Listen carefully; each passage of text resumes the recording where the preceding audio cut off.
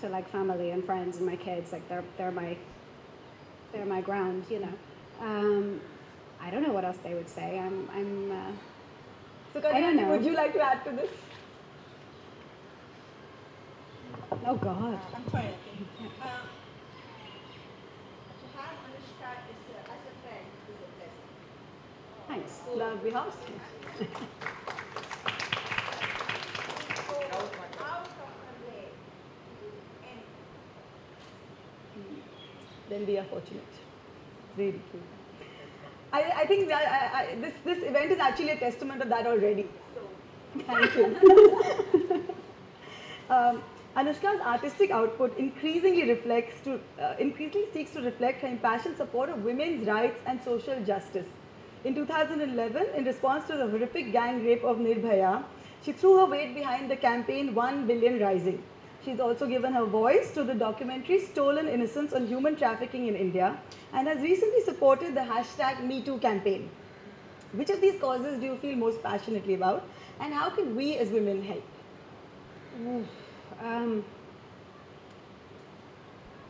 I mean, I feel passionately about many causes, but when it comes to lending my name as a public figure, let's say, I try not to do too many things that are too disparate because I feel like then I run the risk of my voice losing its value. So you can't talk about 10 things and have people pay attention to what you're saying, you know? And in the last few years, I mean, I've always been a feminist. I've always cared about women's issues. We ran a feminist club in high school when I was 17, and Really? we used to do like monthly poetry readings and events and raise money for this local domestic violence shelter. So it kind of started there, like just in my own life, but then just as a woman, like, and I feel like that was a real turning point. That gang rape was a real turning point in the level of discussion and conversation around sexual violence that happened. Then I really wanted to kind of lend anything I could to that to help move that discussion forward and keep it at the center of people's psyches, I suppose. And so obviously that matters to me a lot. I'm not saying one cause is more important than another cause, but like as a human being, you want human beings to have basics like safety and shelter and you know, the opportunity to pursue their own lives. And I feel like in the last few years, the way that's manifested is being involved in women's causes and also with the global refugee crisis as it's been unfolding. That's been something that's really affected me a lot in the last couple of years, and I've tried to work in various ways that I can with that. Do you feel social media has helped raise awareness of all these causes? It's a funny one, you know. Social media, yes, it has helped, and it's also been tricky, I think.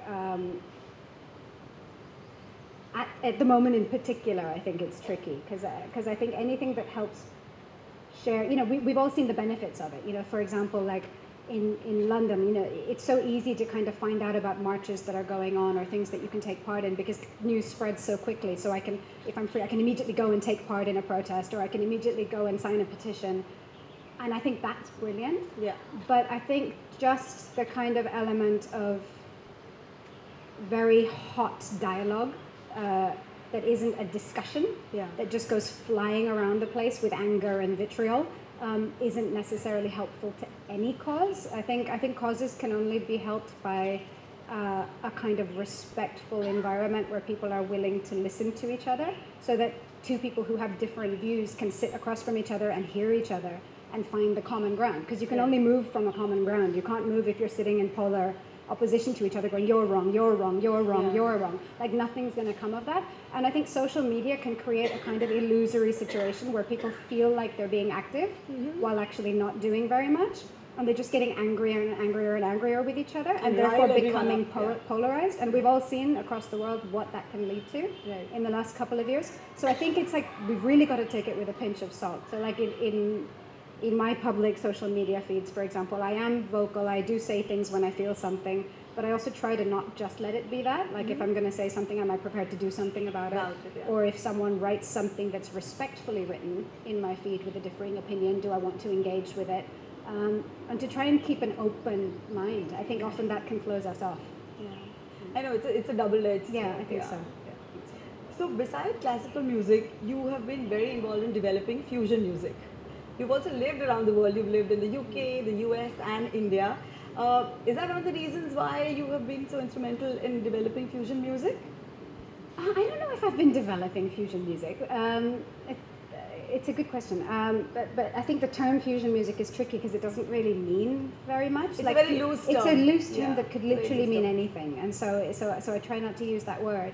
And then people kind of ask, then what word would you rather use? And I think it's the concept of labeling music Yeah. that's tricky because you can't really Anything that's a mix, label. I guess. Yeah. A blend. Right, but that could be like country music with rap, and it could Yeah, be Indian anything. music with Yeah. opera. It could be anything, and it has the same word. So, but to come back to the question, like I do think I really enjoy multicultural music, and maybe that's because I grew up in a multitude of cultures, literally. So when music reflects that, it's interesting to me, and so I like making music like that as well.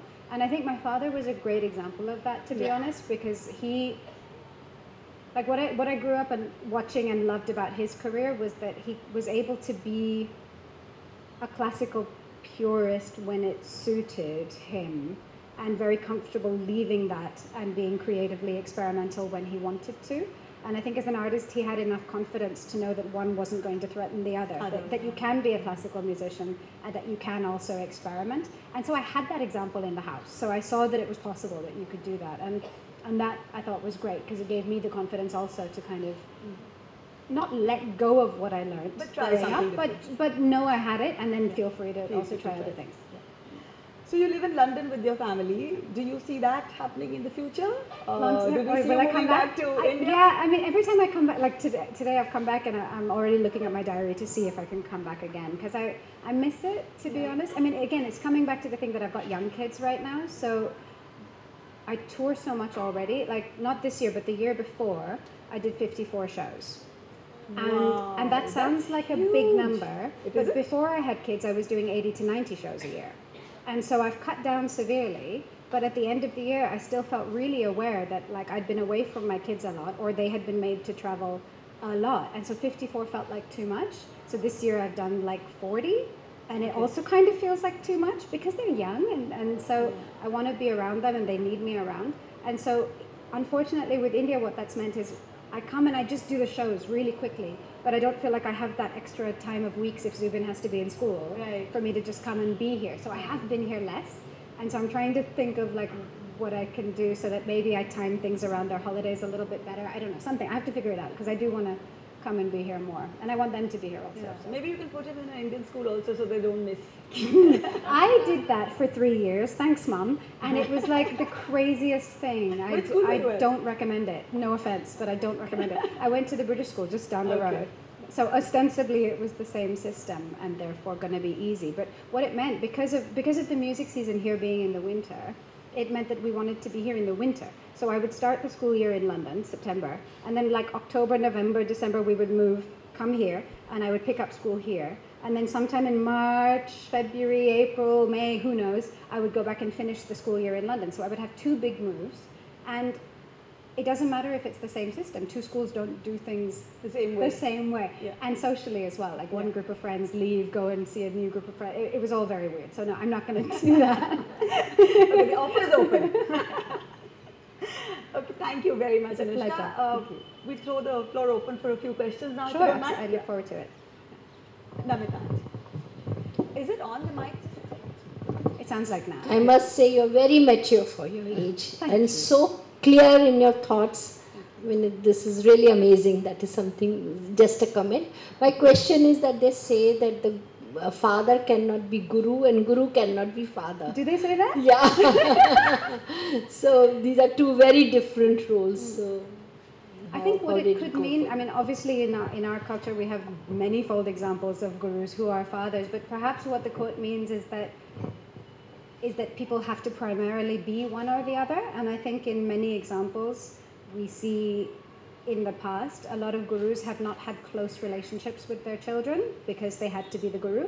And maybe that's what it means. And I think, like, my father was actually hesitant to teach me at the beginning because he was worried about that. You know, so I think he went into it with that in his mind, that he didn't want to create a situation like that. So they, both of them together kind of created an environment where like family was still going to be family, you know. And so I was lucky to have that. You know. I think he balanced it very well because I mean many a time I've experienced this, and Anushka and Guruji had an exceptionally close relationship. But also the music fed into that later. Like Right. at the beginning, Common it could have interest, been common one love. versus the other. Not even common interest and common love, but the dialogue we had together because we played together on stage for like 20 years. So I was his student, but like over hundreds and hundreds and hundreds of concerts, we also had this conversation going through our music that became increasingly closer and closer, and it became nearly telepathic at the end, where we could just really play together intuitively. And so for example, he could improvise and I could play with him in tandem at the same time, and we would kind of travel together. And I've not had that with anyone else, that level of musical closeness. So of course we were very close, and that was a part of it as well. Lovely. Can I just make a comment on that? Maybe. Actually, the Guru Shishya Parampara, which is really the way that music has been taught in our country, is quite unique. And if you really look at it, other than I would say Baba Alauddin Khan Sahab, who was the the uh, the guru of gurus, had not only taught his son and daughter, but he had taught Pandit Ravi Shankar ji, Nikhil Banerjee, Pannalal Ghosh, many others. But if you really look at Indian music, most often the father only taught his son or daughter. They were very loath to teaching others. So actually what you were saying is contrary to what actually used to happen in India. There were very few gurus like Baba Alauddin Khan Sahab who actually brought in people from outside, Or of and course he taught my father anyone. himself, who taught people And Anushka's father, my Guruji, taught so many who were other than just Anushka. So and he probably got that, inherited that from Baba Alauddin Khan Sahib. So there is no rule as such, but I know of many gharanas and many musicians who only taught their own progeny. They didn't teach anybody else. But Panditji seemed so proud of you. Yeah. I remember him looking at you when you're playing all the time. But he seemed adored you. He did. He really did. Over there. Sorry, can someone Take the pass my mic? please? Yeah. Do you teach your children? Do I teach my children? No, well, no. We do like 5 minutes of singing here and there, and they listen to a lot. Like they come to my shows a lot, and they hear music at home a lot. And Zubin is currently learning piano and electric guitar because that's what he wanted to do. So that's fine. Sometimes when he's asleep, I go and play his guitar, and it's really fun. But I feel like it could be because I'm their mom and not their dad. I don't know, but like I don't feel that same drive to teach them, to be honest. And like in the times that I have with them, I want to parent them and I want to be with them, and not necessarily kind of create a formal music learning situation. I might regret that one day. At the moment, that's where I'm at, and they're 6 and they're 2, so I don't feel a kind of desperate need to start teaching them. But in the next few years, if they do seem to enjoy music. What's the right age? I started when I was 7, so maybe I have that number in my head. I don't know. But like Zubin does express interest, and he has a small sitar, and he'll go and play it for 1 second, literally, and then he's done. So we're not creating any kind of a formal learning situation, but it's all there, and I'd rather they kind of have that just comfort and familiarity with it first, not that kind of intimidated pressure situation, and I think I prefer that right now. Yeah. Can I ask You- yeah. Yes. you're also composing for film, of course. Can you take the mic, please? Hi, my name is Purvi, and I wanted to ask about the film, which is a 90-year-old. 90 years, it was made 90 years back, and what kind of made you to, compose music for it, and how's the music like? Yeah. Well, I feel like I can answer that question slightly differently here than I do in the press, to be honest. And the truth is, at the end of last year, when I'd done 54 shows and I was away from my kids a lot, I was really depressed. And I thought, how can I still feed myself creatively, and get what I need as an artist without having to be gone from them for like 2 months of the year? And composition is kind of the perfect natural extension where I can still do that from home. I can still be creative, get that fix for myself, feel that fire, but be home in the evening and in the morning and in the night. And so I was like, I need to find a way to start writing for film. And then like literally right then I got this offer to do Shiraz, which is this beautiful silent film from the 1920s, which has been restored. And that's what I'm touring with right now. And I'd always been curious to write for film. That was something that was in my mind, like I'd like to one day, but then the time was really right now. And I liked that it was a film that's a part of our heritage, like it's an old film that was being restored. I thought that was something really interesting, that as someone who plays classical music, I would like to be a part of something like this. So. Would we see you doing compositions for mainstream films also? Bollywood, I think she's like. Yeah, it's in mainstream cinema. Mainstream cinema. I don't know. I must say I really enjoyed this experience of writing for film. I really did. So I would be very open to doing more of it. But which direction of cinema that is, I don't know at this point. I've just finished one and I really enjoyed it. So I have to see what comes from there. Thank you. Last Anything else? 2 questions, please. If there are any. Did you have one? Yeah. Can you pass the mic down, please? Thank you. Can I ask Sukanya Auntie a question? Yeah, come on. What was it for you, Auntie, living with a legend and now with 2 legends? No. So how's that been for you? One is a big monkey, the one is a small monkey. Do you want a mic, Mum?